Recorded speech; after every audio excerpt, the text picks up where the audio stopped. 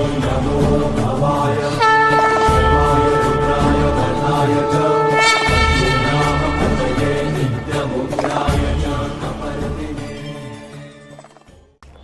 श्री महाकाल आप सभी लोगों को। मैं धनंजय तिवारी अपने इस चैनल महाकाल के सहयोग में आपका सबका एक बार फिर से स्वागत करता हूँ। और मेरे एक भाई ने मेरी वीडियो पे कमेंट किया था कि वो मृत्युंजय महादेव के बारे में जानना चाहते। एक तरीके से उन्होंने मेरे मन के तार छेड़ दिए थे, क्योंकि भगवान शिव के जितने भी रूप हैं, जितने भी उनके रूप हैं, उन सब में जो सबसे सौम्य और सबसे उत्कृष्ट और सबसे अधिक प्रभावशाली जो रूप उनका है, वो रूप है मृत्युंजय महादेव का। मृत्युंजय के नाम से आप लोग समझ गए होंगे कि मृत्युंजय का अर्थ क्या होता है, वो जिसने मृत्यु पर विजय प्राप्त करी हो। तो जैसा कि हमेशा होता आया है, हम भगवान शिव को कोई भी नाम ऐसे ही नहीं मिलता, उनको उनके कर्मों के कारण वो नाम मिलता है। ठीक है, तो आज मैं आप लोगों को मृत्युंजय स्तोत्र, मृत्युंजय मंत्र और मृत्युंजय महादेव के बारे में बताऊँगा। और साथ ही एक बहुत ही ख़ास चीज़ के बारे में आप लोगों को बताऊंगा, वो है मृत संजीवनी विद्या। मृत संजीवनी स्तोत्र और मृत संजीवनी मंत्र जो है, उनके बारे में मैं आपको बताऊंगा इस वीडियो में। तो शुरू करते हैं। देखिए, आपने सबने मार्कंडेय ऋषि के बारे में सुना होगा।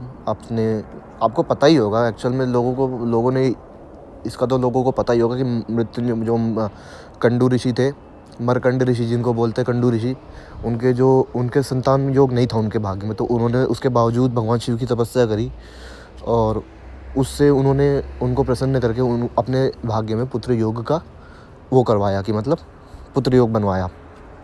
तो भगवान शिव ने उन्हें दो ऑप्शन दिए। उनसे बोला कि आप एक दीर्घायु पुत्र ले लीजिए जिसकी बुद्धि कम हो, जो अल्प बुद्धि हो, और एक मेधावी पुत्र ले लीजिए जिसकी आयु कम हो, जो अल्पायु हो।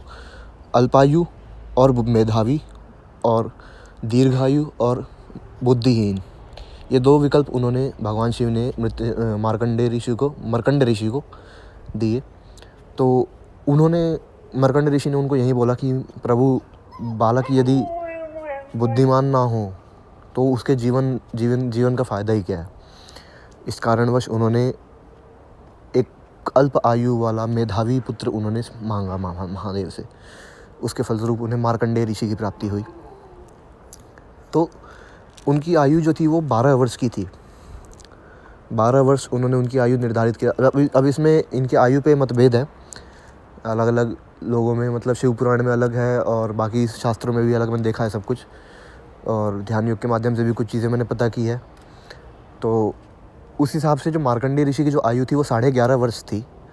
ध्यान योग के माध्यम से जो मैंने देखा था कि 11.5 वर्ष उनकी आयु थी जो उन्हें मिली थी महादेव से।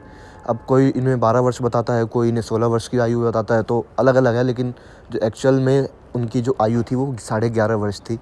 ठीक है, तो हुआ क्या कि जब मार्कंडेय ऋषि जब अपने गुरुकुल गए, गुरुकुल में उन्होंने अल्प आयु में ही बहुत सारी की सारी विद्याएं, उन्होंने सारे वेद पुराण उन्होंने कंठस्थ कर लिया। सबका उन्होंने अध्ययन करके उनका पान कर लिया। ठीक है, उनको अपने अंदर धारण कर लिया और वो करीब 7-8 साल की उम्र में वापस अपने घर लौट आए। तो एक दिन उनके जन्म दिवस पे उनके माता पिता ने उनको बोला कि बेटा तुम आज कितने साल के हो? तो उन्होंने बोला कि अब मैं 10 वर्ष का हो गया हूँ। तो मार्कंडेय ऋषि को अब उनकी चिंता सताने लगी। उन्हें महादेव के वचन याद आए कि ये बालक अल्पायु होगा, और उसके बाद उन्होंने उदास रहना शुरू कर दिया। तो कुछ दिन तक उनको ऐसे ही देखा लेकिन उनके पुत्र मार्कंडेय ने। लेकिन उसके बाद से जब उनसे नहीं रहा गया तो उन्होंने अपने माता पिता से पूछा, तो उनके माता पिता ने उनको बताया कि ऐसी ऐसी बात है, तुम अल्पायु हो, ये और वो। तो उन्होंने बोला कि प्रभु, अब पिताश्री, मैं संभव तो नहीं है ये ऐसा करना, लेकिन मैं फिर भी प्रयास करूँगा कि मैं अपनी मृत्यु पर विजय प्राप्त करूँ। मैं थोड़ी सी आयु और लूँ भगवान शिव से। जब उन्होंने मुझे जीवन दिया है तो मुझे आयु भी वहीं प्रदान करेंगे और कोई नहीं कर सकता।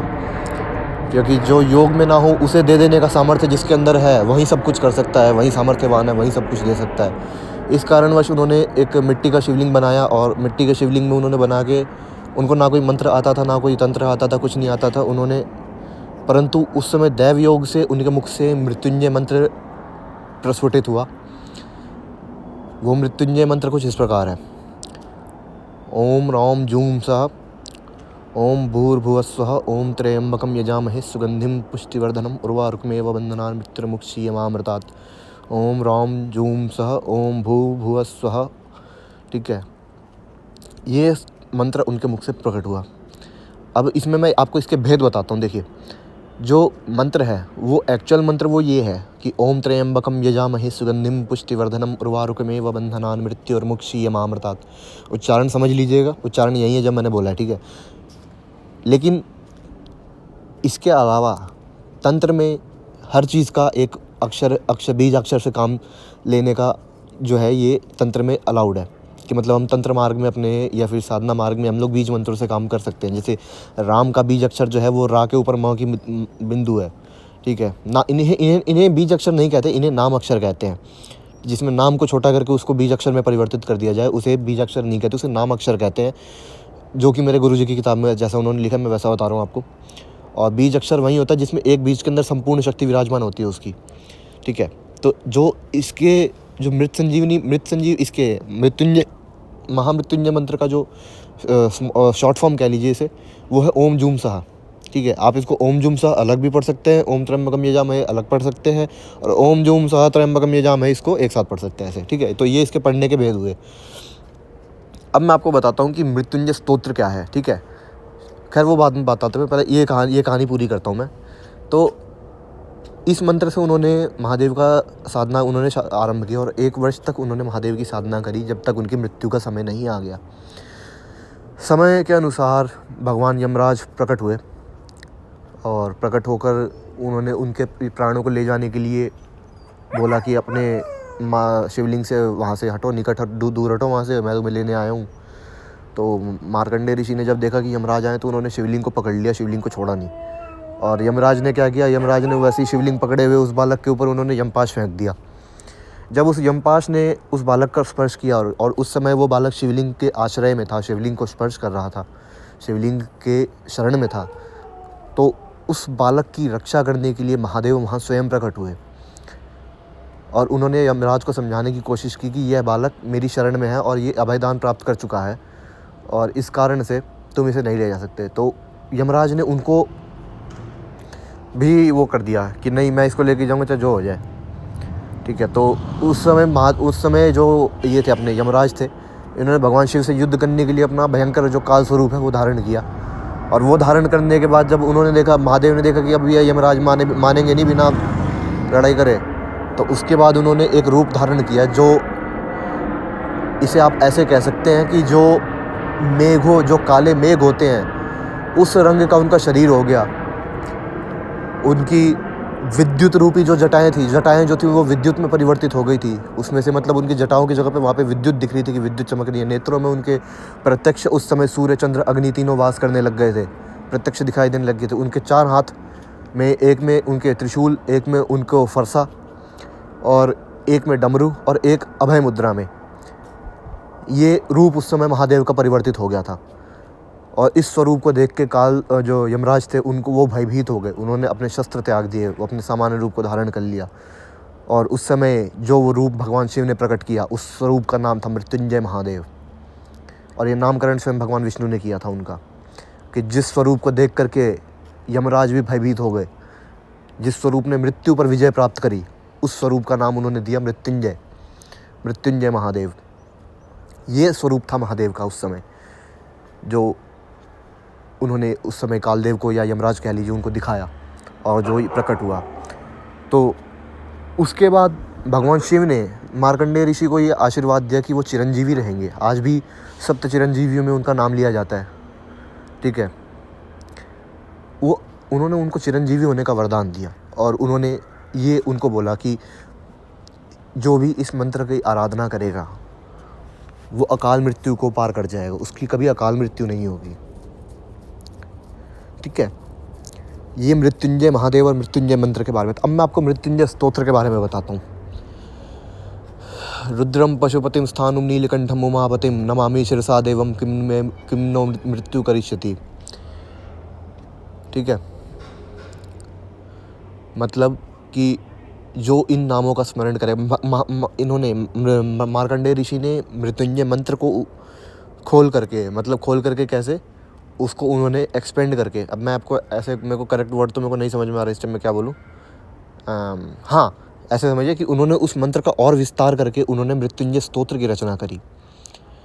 मतलब कि उन्होंने ये बोला कि मनुष्य इस मंत्र की साधना करके साध नहीं पाएगा इस मंत्र को, लेकिन वो मृत्युंजय स्तोत्र का पाठ करके अकाल मृत्यु के भय को वो दूर कर सकता है।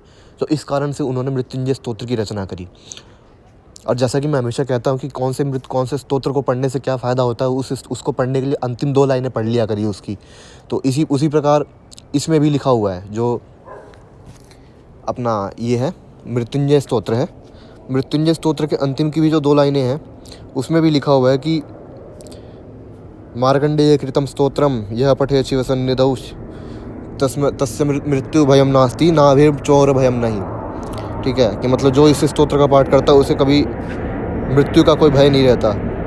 ठीक है, तो मैं आपको जो पूरा स्तोत्र है वो इस वीडियो के डिस्क्रिप्शन बॉक्स में उसका लिंक डाल दूंगा। उसमें उस मृत्युंजय स्तोत्र के साथ साथ आपको और भी भगवान शिव के बहुत सारे स्तोत्र मिल जाएंगे। शिव चालीसा, रुद्राष्टक, पंचाक्षर स्तोत्र, षटाक्षर स्तोत्र, वेदशार शिव स्तोत्र, शिव तांडव स्तोत्र और मृत्युंजय स्तोत्र, ये सब आपको उसमें मिल जाएगा। ठीक है, तो इसको पढ़ने से पहली चीज़ तो मृत्यु का भय नहीं रहता आदमी को। दूसरी चीज़, उसे अकाल मृत्यु की कोई पीड़ा नहीं रहती। ठीक है, उसकी कभी अकाल मृत्यु नहीं हो सकती। ठीक है, अब मैं आपको बताता हूँ, तो ये तो जो था ये तो था सिर्फ केवल मृत्युंजय के बारे में कि मृत्युंजय महादेव, मृत्युंजय स्तोत्र, मृत्युंजय मंत्र। अब मैं आपको बताता हूँ मृत संजीवनी के बारे में। यूट्यूब पे वीडियोस भरे हुए हैं मृत संजीवनी मंत्र को लेके, मृत संजीवनी स्तोत्र को लेकर के बहुत सारी वीडियोस मैंने देखी, और आप लोगों को जानकर आश्चर्य होगा कि उनमें से कोई भी स्तोत्र ना सही है, ना उनमें से कोई मंत्र सही है। क्यों? क्योंकि जिस महापुरुष का वो मंत्र था, जिस महापुरुष ने उस मंत्र को सिद्ध किया था, महागुरु दैत्य गुरु शुक्राचार्य,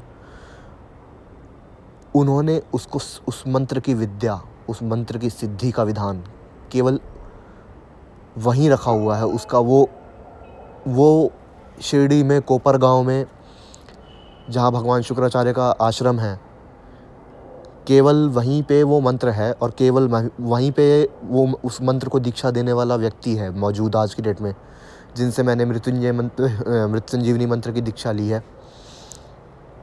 और केवल मंत्र पता कर लेने से कुछ नहीं होता है। मैं आप लोगों को एक चीज़ बताता हूँ। अगर मैं आप लोगों को, चलो ठीक है, मैं बता भी देता हूँ कि महामृत्युंजय मृत संजीवनी मंत्र आखिर है क्या। ठीक है, तो आप लोग उसका क्या करोगे, चलेगा थोड़ा ना वो।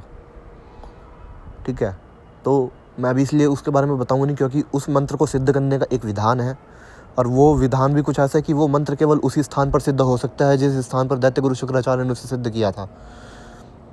ठीक है, परंतु मैं आपको उस मंत्र का प्रभाव बताता हूँ कि कलयुग में उस मंत्र का क्या प्रभाव है। मैंने जिनसे उस मंत्र की दीक्षा ली थी, अभी मैं कुछ समय पहले शिरडी गया था, वहाँ पे मेरे एक शिष्य थे पृथ्वीराज चौहान, उनके दादाजी ने मुझे उस मंत्र की दीक्षा दी थी और मुझे उसका विधान बताया था। उनके दादाजी के भाई जो थे, मतलब उन्होंने इस मृत संजीवनी मंत्र की दीक्षा ली हुई थी। मृत संजीवनी मंत्र की भी नहीं, उन्होंने मृत संजीवनी स्तोत्र का जाप किया करते थे वो। ठीक है, और उस स्तोत्र का जाप करने से मैं आपको बताता हूँ कि उसका प्रभाव क्या हुआ। उन्होंने एक दिन डिप्रेशन में आके खुद की कनपट्टी पर बंदूक रख के गोली मार ली खुद को, और गोली उनके सर के आर पार हो गई थी। लेकिन गोली लगने के बावजूद वो व्यक्ति 3 साल तक जिंदा था, केवल इस मंत्र के प्रभाव से। इस मंत्र को जपने वाला व्यक्ति कभी भी अकाल मृत्यु का भागी नहीं हो सकता, चाहे वो स्वयं भी इच्छा करेगा तो भी नहीं। अगर वो सुसाइड करना चाहेगा तो भी वो मर नहीं पाएगा। ये प्रभाव है मृत संजीवनी मंत्र का। आज के डेट में मुर्दा तो जिंदा नहीं हो सकता, इससे हमारी इतनी औकात नहीं है कि हम मुर्दे को जिंदा कर दें, लेकिन रोग, दुख, व्याधि, ये सब कुछ इस मंत्र से दूर किया जा सकता है, इस मंत्र से काटा जा सकता है। वो मैं आने वाली वीडियोस में बताऊंगा उसके बारे में। पहले मैं उस मंत्र को सिद्ध कर लूँगा, उसके बाद मैं आपको बताऊंगा उसके बारे में। अभी आज के लिए इस वीडियो में इतना ही, और आशा करता हूँ कि आपको ये वीडियो पसंद आएगा। ठीक है, तो मेरे वही अंतिम शब्द रहेंगे दोबारा, दूसरों का कल्याण करिए, जितना हो सके दूसरों का भला करने की कोशिश करिए और अपनी विद्याओं का, अपनी साधनाओं का, अपनी ऊर्जाओं का, अपने मनोबल का, अपने तपोबल का सदैव दूसरों की भलाई के लिए प्रयोग करिए। जय श्री महाकाल आप सभी लोगों को।